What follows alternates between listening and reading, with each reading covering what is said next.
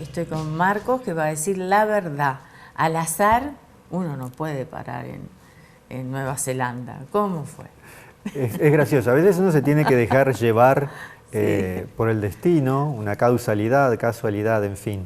Luego de haber trabajado 7 años en barcos de crucero y haber vivido muchos años afuera. Discúlpame, pero ¿en qué trabajabas en los cruceros? Porque también quiero saber. Claro, es una empresa, sí. Royal Caribbean International. Sí. Una de las empresas más grandes, que tenía los barcos de crucero más grandes y sigue lanzando los barcos más grandes del mundo. Eran ciudades a flote, eran increíbles. Hoy en día, años. Para hasta 5.000 personas entre tripulantes y pasajeros. 7 años, fue mucho. ¿Y ahí qué hacías?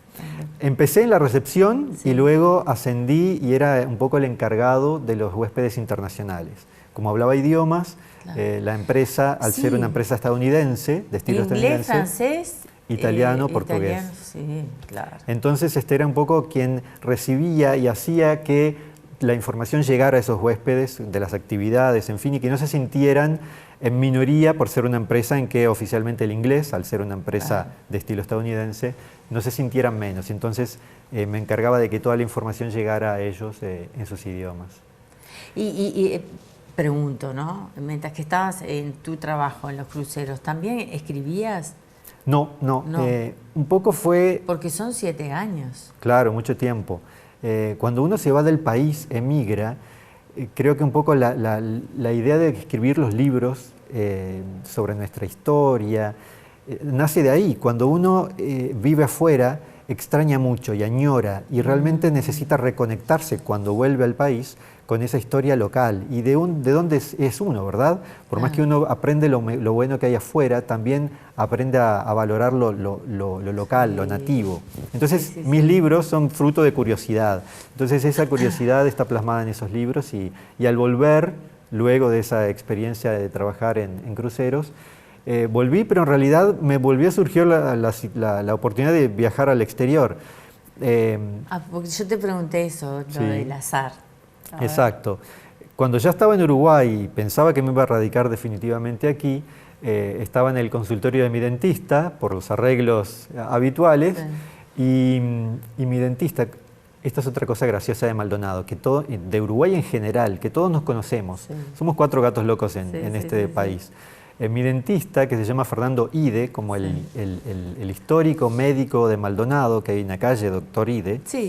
Ide tiene una historia, hago un paréntesis aquí, porque hoy que en 2020 estamos viendo esta pandemia que nunca nos había tocado vivir y que nos estamos adaptando y aprendiendo a vivir con una nueva normalidad, las pandemias siempre existieron, no las habíamos vivido nosotros en carne propia, pero desde la Edad Media, desde la peste negra, siempre hubo pandemias que arrasaron y que modificaron el comportamiento humano. Bueno, Ide fue un doctor que fue enviado desde Montevideo a Maldonado para ayudar con la gripe, la epidemia de gripe española de 1918, que se calcula que entre 20 y 40 millones de muertos en todo el mundo. De esa gripe aprendimos, por ejemplo, a no estigmatizar el origen de la gripe, porque se decía que había surgido en España y por eso se llamó la gripe española.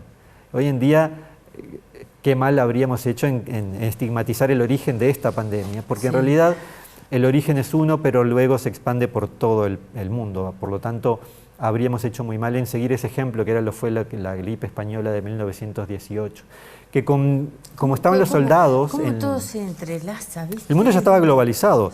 La Primera Guerra Mundial hizo que la gripe, los soldados llevaran desde Europa a Estados Unidos esa gripe y se terminó de expandir por todo el planeta. Entonces fue un evento mundial. Y Uruguay no escapó a esa realidad. Hubo muertos en Uruguay y el doctor Ide fue el gran médico junto a su esposa y organizaban también fiestas en el Hotel British House, que hoy lo tenemos como edificio ahora, y organizaba jornadas, la señora, jornadas de té, Sofía se llamaba, organizaba jornadas té a la tarde, el clásico té inglés, éramos muy británicos, había muchos inmigrantes en esa época, para promover la solidaridad de la gente, y el doctor Ide, que fue enviado aquí y organizó un poco la lucha contra esa pandemia, y que había llegado a Maldonado mucho antes, cuando hubo una epidemia de difteria, y uno de sus niños, uno de sus hijitos, Sí. falleció por esa difteria. Curiosamente, un médico que ayudaba tanto a los niños y no pudo llegar a su propia casa en tiempo y forma como No para pudo salvar a su propio hija, hijo. claro. Y esa es una de las razones por la que llega a Maldonado, porque él tiene una depresión y decide, John T. Ide se llamaba, llega a Maldonado con una depresión que quiso dejar la ciudad. En aquellos momentos ya empezábamos con esto de que las ciudades, fiebre amarilla, fiebre tifoidea, difteria, eran epidemias que periódicamente asolaban a las ciudades. Y él decide mudarse, quiere empezar una nueva vida y se traslada a Maldonado y para superar la muerte de ese pequeño hijo. Y aquí ya hace historia, porque doctor Ide combatió, fue un antes y un después en la medicina en Maldonado. Así que mi dentista, le mando un saludo a Fernando, que es descendiente de los Ide, de ese médico. Así que este paréntesis, porque lo que vivimos hoy no es nada nuevo, ¿verdad? Así que saldremos refortalecidos, cambiando ciertas actitudes y ciertos comportamientos. Exactamente. Más que nada ahora hay que tener mucho respeto. Así que en el consultorio de mi dentista, él me comenta que tenía una paciente que había llegado, que se había ido a Nueva Zelanda, porque Nueva Zelanda ofrecía visas para tener intercambio con gente de otros continentes, para que fueran sobre todo a trabajar en cultivos. Ellos necesitan mucha mano de obra primaria, muchos cultivos, los kiwis que llegan, muchos son provenientes de ahí. Y viñedos, tienen una cultura primaria, una cultura del vino y sobre todo de todos los que son los cultivos muy grande. Entonces necesitaban esa mano de obra. Hasta hoy hay un cupo para uruguayos para que vayan directamente con una visa que les facilita trabajar y desenvolverse en el país. Y así fue como terminé viviendo en un año en Nueva Zelanda. Y en mi caso tuve la suerte, como yo ya hablaba inglés, de trabajar en un museo. Eso, ¿trabajaste en museo mucho tiempo? Sí, la mayor parte de ese año trabajé en el museo más grande del país. Exacto. Y ahí aprendí también mucho, porque es un país que tiene dos culturas. La importada, la inmigrante, como nosotros, pero ellos también tenían la cultura aborigen, los maoríes. Así que cuando hoy vemos, por ejemplo, en los partidos de rugby que hacen el haka, que es esa danza que un poco busca atemorizar al contrincante, esa danza es típica de los guerreros maoríes. Y si bien son minoría hoy en día, se calcula que son del 15 al 20% de la población actual de Nueva Zelanda, que ronda los 4 millones, son realmente tribus maoríes y conservan mucho de esa idiosincrasia. Así que aprendí mucho la convivencia en ese país, porque tienen muchas rispideces, el inmigrante se apoderó de muchas tierras, pero creo que al final terminó siendo un ejemplo de buena convivencia, por más que sigue habiendo problemas y desafíos, ¿no? Pero aprendí mucho. ¿Y eso lo plasmaste en algún libro, lo que me estás diciendo? Indirectamente sí, porque aprendí a valorar que Uruguay es un país homogéneo y que más allá de las diferencias políticas, tenemos todo para que nos una. El fútbol nos unió, la cultura nos unió, así que indirectamente se aprende mucho de eso, se valora también que Uruguay es un país que somos todos iguales y somos muy democráticos. Eso también lo aprendí. Y viendo toda esa historia dije, hay que escribir estas historias que valoran nuestra forma de ser. Pero si tuvieras que elegir un lugar para vivir, ¿cuál es?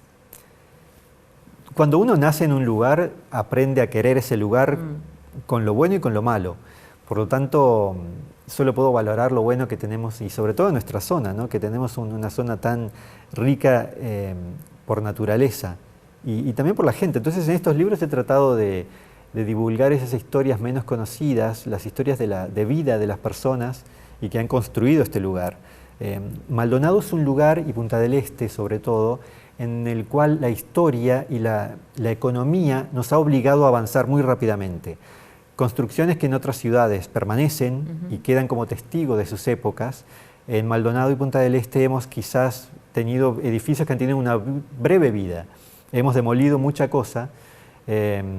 Por eso a quienes somos de aquí el ver la demolición del Hotel San Rafael fue un dolor muy grande Sí, en sí. el alma, ¿no? Porque Sí, sí. representaba no solamente el inicio de un barrio, de un barrio jardín, de los primeros que nacían luego de la península, pero también era una forma de vida, porque el San Rafael implicaba aquellas épocas en las que el trabajo de una temporada de alguien, de un carolino, de un fernandino, de un puntasteño, de otros uruguayos que venían a trabajar a la temporada, a hacer la temporada, en una temporada tal vez alajaban su casa o terminaban de comprar los materiales para construir su casa. Entonces era la forma de reflejar la vida de los uruguayos en ese hotel. Emblemático. Exacto. Pero bueno, entonces a veces también hay zonas que han perdido un poco de identidad en Punta del Este. Yo siempre digo que el faro de Punta del Este sigue iluminando y sigue siendo un referente ineludible, porque curiosamente la península, que era de casas bajas, de techos de teja y pintadas las paredes a cal, ese barrio de la Punta, por lo menos una zona más antigua de Punta del Este, se ha conservado gracias al faro, porque por decreto no se podía obstruir la vista, la visión del faro para las embarcaciones que navegaban. Por lo tanto, las torres llegan hasta cierto punto de la península, pero luego la punta misma de la península la preservó el faro. Eso es un libro abierto. Hay que aprender, simplemente. Yo considero que hay que observar y hay que aprender, porque por ejemplo, ese barrio que se conservó, también tenemos otros ejemplos, por ejemplo, la Plaza de Maldonado y la Plaza de San Carlos. Es un buen ejemplo para comparar.